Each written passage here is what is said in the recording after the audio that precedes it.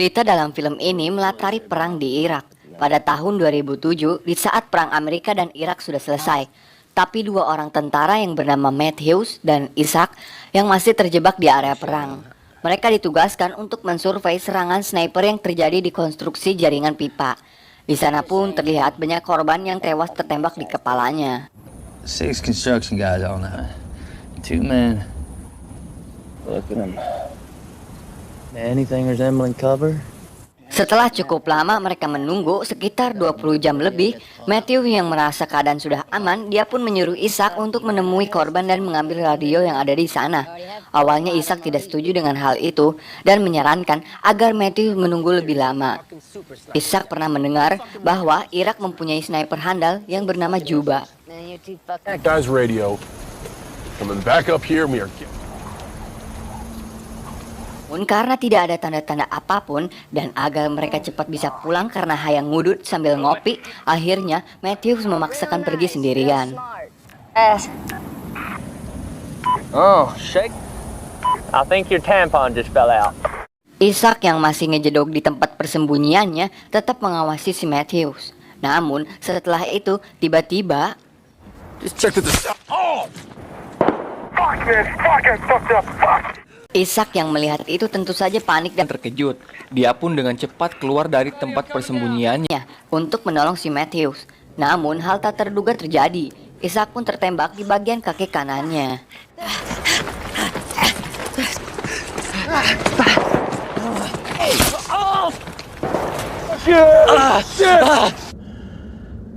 Akhirnya dia tidak bisa berbuat apa-apa dan terpaksa dia harus meninggalkan Matthews.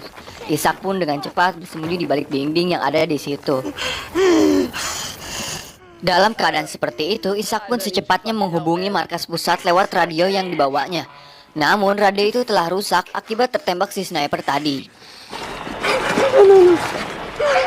He hit my fucking antenna! Matthew yang telah tertembak itu menanyakan tentang posisi sniper itu dan ia pun berencana untuk menembakkan langsung dengan satu tembakan. Isaac yang tidak tahu posisi sniper itu di mana, akhirnya ia menyuruh Matthews agar tidak melakukan hal tersebut karena bisa saja Matthew yang tewas duluan.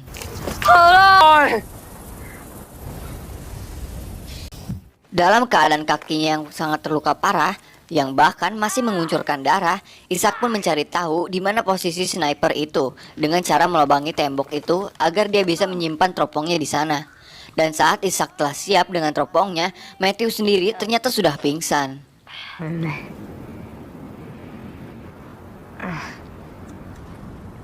Setelah itu Isaac pun memutuskan untuk mengeluarkan peluru yang ada di lututnya dan langsung membungkusnya dengan perban. Namun karena banyak mengeluarkan darah, Isaac pun pingsan.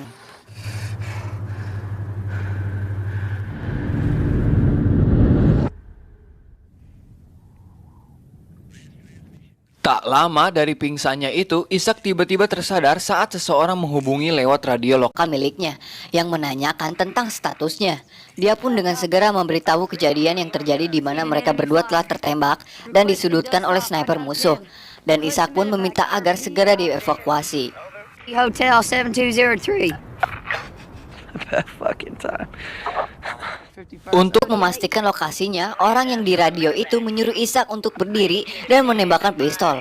Isaac yang mengetahui tindakan itu salah, yang dimana sniper musuh bisa saja mengetahui lokasi Isaac dan dia pun memilih untuk tidak melakukan hal tersebut. Fucking protocol. Sergeant, I need your location. Oh, my rank. Isaac pun menyadari ada keganjalan yang dimana orang tersebut salah menyebutkan pangkatnya. Apalagi saat ia mulai sadar ketika orang yang di radio itu berbicara yang terdengar bukan orang asli Amerika. Dan pada akhirnya Isaac pun mengetahui orang yang di radio itu bukan dari pihak Amerika, melainkan si sniper lah yang berkata di radio itu. Mengetahui dia telah dipermainkan, Isaac pun memilih mencoba menggunakan radio yang telah tertembak itu. Namun si sniper itu mengancam akan menembak kepala Matthew jika ia menghindari dari perbincangan di radio. Shut the fuck up, man. Alright, stop. They don't tell me shit. So fuck you. Dan pada akhirnya ia tak ada pilihan lain selain mengobrol dengannya. Di tengah-tengah obrolan itu, Isaac pun kembali memperbesar lubang di dinding untuk melihat di mana posisi sniper itu. Ia bahkan sempat menghitung letak jarak dari tembakan yang dilepaskannya. Bang. 12245, 12245, 12245, bang. 100 plus. Tapi si sniper itu berbicara ramah dan ingin saling berkenalan kalau dirinya adalah warga biasa. Namun Ishak tidak percaya dengan hal itu. Musuh tetap musuh. Ishak juga mengarang tentang latar belakang dirinya. It's just you and me. Me? There's nothing to say.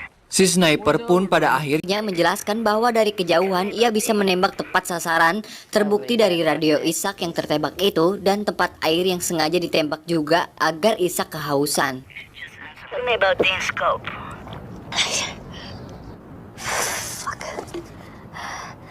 Hal itu kenapa si sniper tidak langsung membunuhnya saat keluar dari persembunyiannya. Dikarenakan agar Ishak kehabisan darah dan tewas secara perlahan. Fucking circle my wall, ain't you? Mendengar kabar tersebut, ia pun marah-marah dan kehabisan kesabaran.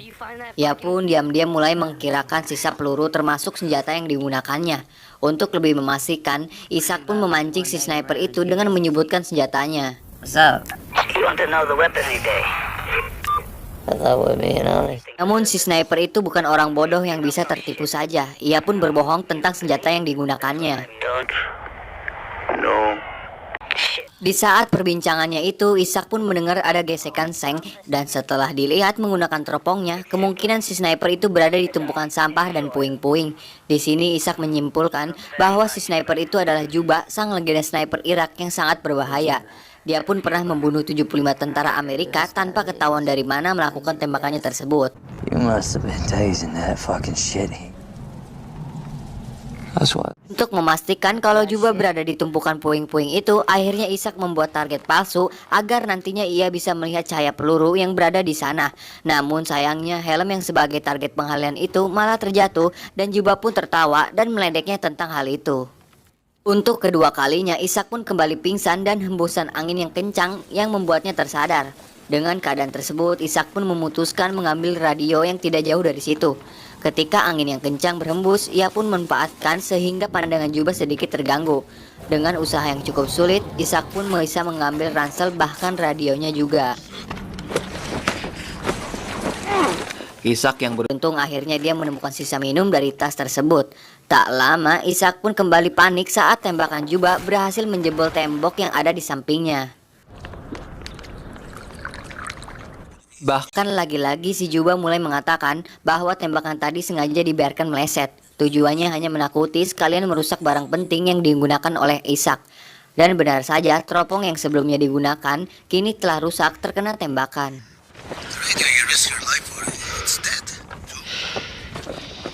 You missed. I'm still here. Tak lama Ishak pun menyadari bahwa Matthew masih hidup. Dan agar Juba tak menyadari hal itu, Ishak pun mengisyaratkan Matthew agar bergerak perlahan. Ishak pun memberitahukan tentang lokasi keberadaan Juba yang ada di puing-puing itu.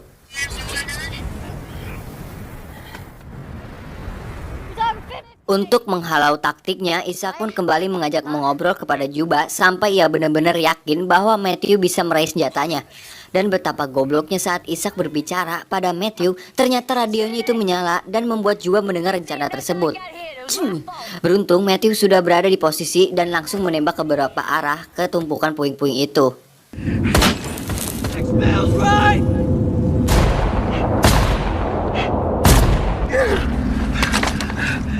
Namun tak lama dari itu Matthew malah tertembak dan tewas di tempat. Di saat putus asa dan merasa tidak ada harapan lagi, Ishak pun mendengar suara radio dan ia pun mulai memperbaiki antena radionya. This is Spartan 33. Helicopter. Saat itulah Ishak berhasil menghubungi markas pusat. Ishak yang tadinya putus asa dan tidak tahu harus bagaimana lagi, tapi setelah radionya berfungsi, Ishak pun mendapatkan sebuah harapan bahwa dirinya akan segera selamat. Cap. namun dengan Cepat frekuensi radio Ishak ditutup dan Juba mengambil alih pembicaraan dan mengabarkan bahwa misi mereka aman terkendali. Markas pusat mengatakan bahwa penjemputan akan diadakan sore hari. Mendengar obrolan Juba dengan markas pusat, Ishak menyadari ia tidak hanya membajak radio, tapi dengan sengaja meminta bantuan tentara Amerika ke TKP yang nantinya akan dibantai oleh Juba. Shows you guys. Camouflage yourself from me, you fuck. Ishak pun kembali pingsan untuk ketiga kalinya. Setelah tersadar saat sore harinya, ia langsung menghubungi Juba. Karena tidak ada jawaban dari Juba, akhirnya Ishak pun memutuskan mengambil senjata Matthew dengan sebuah tali yang ia temukan. Tak lama dari itu, terlihat 2 helikopter menuju ke arahnya. Sebelum bantuan itu tiba, akhirnya ia memutuskan untuk menyerang terlebih dahulu.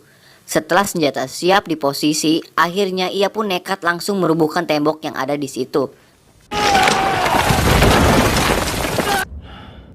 Hal tersebut akhirnya membuat kesulitan karena pandangannya terhalang oleh asap reruntuhan itu, dan Juba pun menembak secara acak di antara reruntuhan tersebut. Dan saat itulah akhirnya Ishak melihat cahaya tembakan dan tak banyak pikir, Ishak pun menembakkan senjatanya ke arah cahaya tembakan tersebut.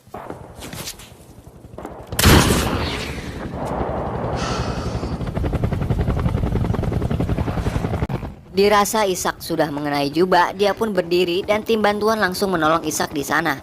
Namun saat akan dibawa, Ishak mengatakan bahwa di tumpukan puing-puing itu masih ada musuh. Sangat disayangkan, mereka tidak mendengar perkataan Ishak karena terhalang oleh suara helikopter. Dan saat helikopter sudah terbang melewati puing-puing itu, tiba-tiba